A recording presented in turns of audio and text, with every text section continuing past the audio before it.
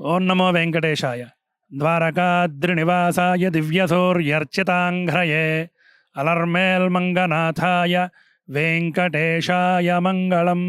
ఈ ద్వారకా తిరుమల క్షేత్రం ఏ విధంగా ఏర్పడిందంటే, ద్వారక మహర్షి మోక్ష సాధనకై ఉత్తరాభిముఖంగా కూర్చుని ఈ శేషాచలం అనే కొండపైన తపస్సు చేశారు. వారికి దక్షిణాభిముఖంగా స్వామివారు ఇక్కడ ప్రత్యక్షమయ్యి ఏ వరము కావాలో కోరుకోమని అడిగారు.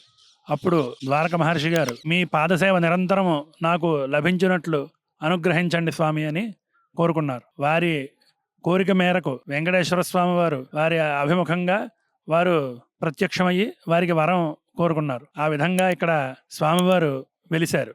వారి తపస్సు చేసిన కాలంలో వారికి చుట్టూ ఒక పుట్టగా ఏర్పడి పాదాలు పుట్టలో ఉండడం వల్ల సగ భాగం మాత్రమే మనకి దర్శన రూపంగా ఉంటుంది. రాను రాను ఈ క్షేత్ర అభివృద్ధి చెందిన తర్వాత స్వామివారి కైంకర్యాలు చేయడానికి పూర్తి విగ్రహం ఉంటే బాగుంటుందని పెద్ద తిరుపతి నుంచి స్వామివారి విగ్రహాన్ని స్వామివారికి వెనకాల ప్రతిష్ఠించడం జరిగింది. ఈ కిందన వెలిసిన స్వామివారు త్రేతాయుగంలో రాములు వారి తాతగారు అజమహారాజు గారు కూడా దర్శనం చేసుకున్నారని బ్రహ్మపురాణంలో చెప్పబడింది. ఈ విధంగా ఆయన స్వామివారు శ్వేత మృత్తిక అంటే ఇదంతా తెల్లని మట్టి అంటే శుద్ధ కొండ. ఈ శుద్ధ కొండలో స్వామివారు వెలిశారు. పెద్ద తిరుపతి వెళ్ళలేని భక్తులు అందరూ కూడా ఇక్కడికి వచ్చి ఇక్కడ మొక్కులు చెల్లించుకోవచ్చని చెబుతారు.